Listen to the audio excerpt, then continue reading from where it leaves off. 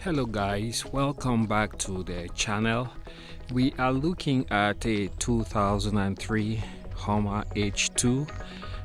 It's a vehicle that soon will be hitting coming on 20 years because production started in 2002 for the 2003 model year, and throughout its run I believe just about under 160,000 were ever produced here in the United States. So as time goes on, these are becoming rarer and rarer to find. And I would say this one is in pretty decent shape outside, but inside is a bit different. The Hummer H2, as you guys might know, was pretty well constructed by GMC. And outside, the design was revolutionary at the time. It took the design language of the H1 and made it kind of a little bit more modern and usable and appealing to the eye. And so the Hummer H2 was born, which was actually a transformation that relied on the off-road capabilities and durability of the H1 to translate that same image to a civilian and more urban market. So that's how the H2 was born. It's a very heavy vehicle relatively, and the front end of course is a 3/4 ton and the rear end is a 1/2 ton GM chassis. You had two different suspensions. You had the air ride suspension, which is what I have in this one. It's a pretty straightforward system, easy to service if you follow the diagnostic procedures, starting from the front, checking the fuse, checking the relay. Here you have the ride height sensors, which might fail also right there. That's the ride height sensor. You have one on each side. You have the shocks right there. Yeah, the air ride system actually has shocks. And then the air ride ladder, you can see there it is right there. So you have shocks up front and in the back. And all in all, from the exterior, it still looks pretty good, coming on 20 years since production. 2022 actually will make 20 years. 2023 will make 20 model years. So I was gonna talk today about the interior. Throughout its production run, you had a couple of iterations. So you had the early Hummer H2s, and towards the end of the production run, when you had the 6-speed transmission, automatic transmission, the interior was also refurbished, and higher quality materials and accessories were used on the interior. So between the first and the second generation is way more comfortable, better built inside, whereas the first generation did not hold up so well to constant use, not to talk of if you used it really hard. It just basically would fall apart on you. So let's take a look in here. I'll show you some of the failure points which are very well noted within the Hummer community. And what makes it really sad is that, being that it's 20 years out of production, the parts are very difficult to come by, and when you do find the parts you need, they are quite expensive for what they are.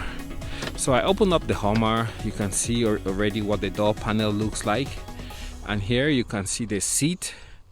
One common thing that will break down on the Hummers are the seats right here at the seam where you get in and get out, so it will break down. Luckily you can buy replacement seat bottoms on Amazon, eBay, but you have to be careful if you keep using your Hummer in this state, because what happens is you start destroying the foam, the bolster material. And if you buy a replacement seat cover, it doesn't come with the foam, so you will be out the foam, and even if you put the replacement material, it won't look OEM like that, it will look weird.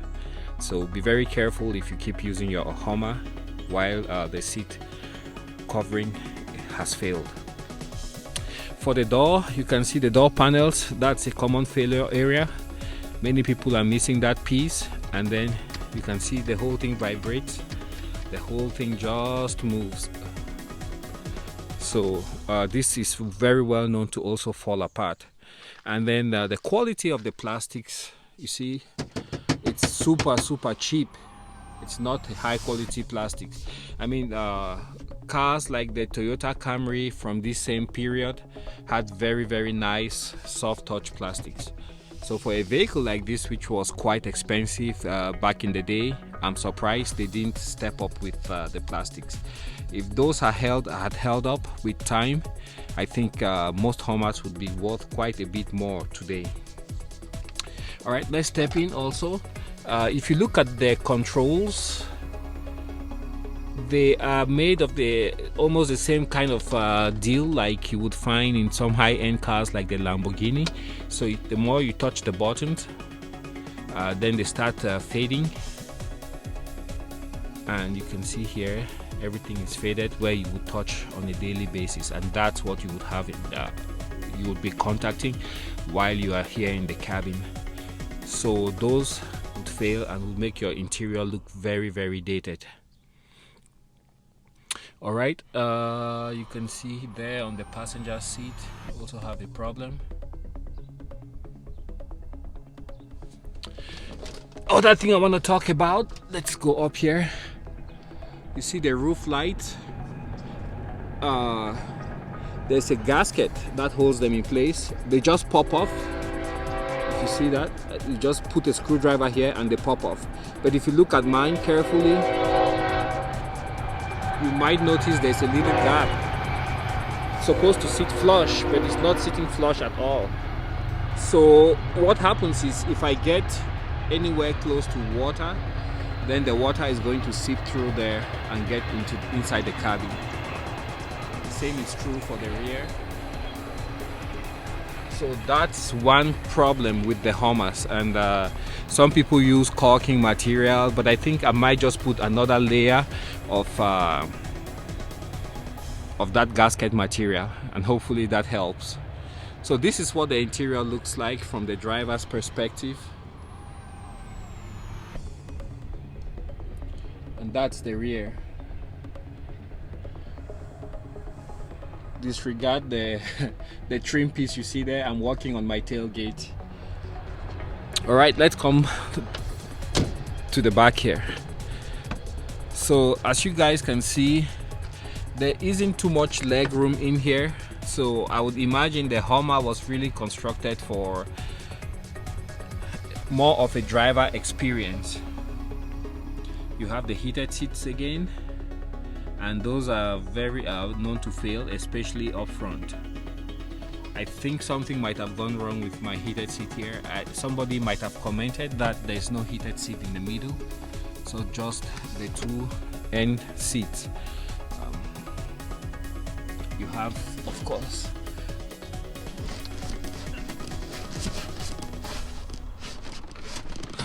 the armrest right there with cup holders.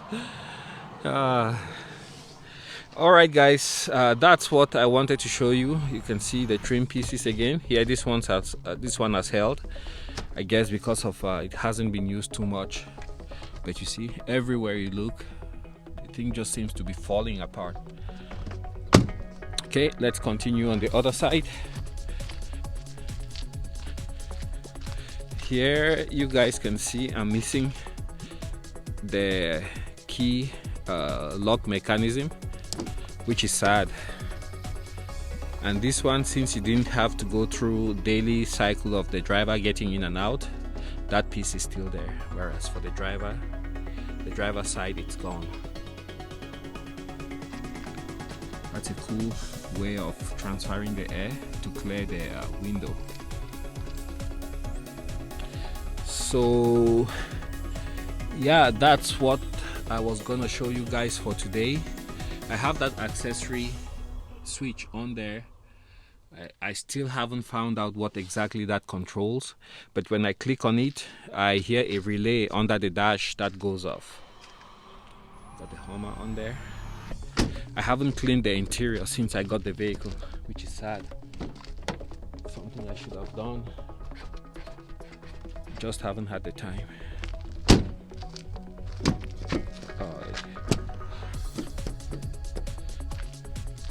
Alright guys, so those are a few things I wanted to show you about the interior of the Hummer, and how well or how not very well it was put together, and the quality of the materials.